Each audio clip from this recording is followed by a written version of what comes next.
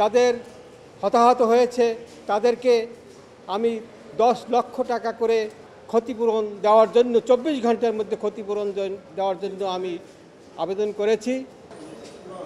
গত 21শে জুলাই 2025 তারিখে ঢাকার উত্তরা মাইলস্টোন স্কুল ও কলেজে যে বিমান দুর্ঘটনা ঘটেছে তাতে শতাধিক শিক্ষার্থী এবং শিক্ষকদের হতাহত হয়েছে।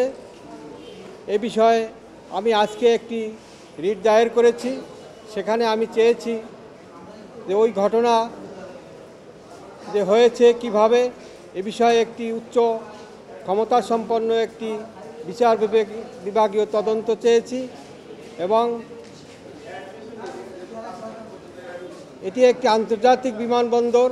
আমরা দেখেছি সেই পাকিস্তান আমলেও এই সমস্ত এলাকায় কোনো ঘরবাড়ি ছিল না এবং সরকার ঘরবাড়ি বিল্ডিং ইত্যাদি করতে দেওয়া হয়নি, কিন্তু স্বাধীনতার পর থেকেও সেটা বহাল ছিল।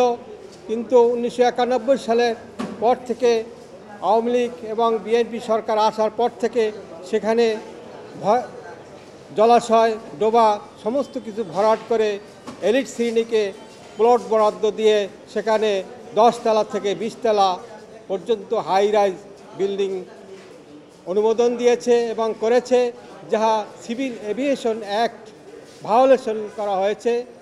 আমরা জানি এই সমস্ত এলাকায় 4 তলার বেশি কোনো বিল্ডিং তৈরির অনুমতি রাজুক দেয় না, কিন্তু সেই আইন ভায়োলেশন করে রাজুক 20 তলা 10 তলা থেকে 20 তলা পর্যন্ত সেখানে ভবন নির্মাণ করেছে, যার জন্য প্রতিনিয়ত সেই দুর্ঘটনা দেখা যাচ্ছে।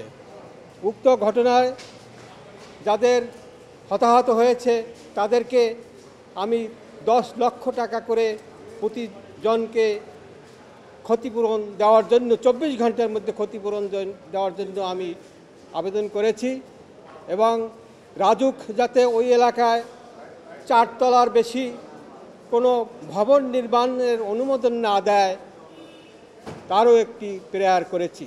আগামী রোববার শুনানি হবে ইনশাল্লাহ।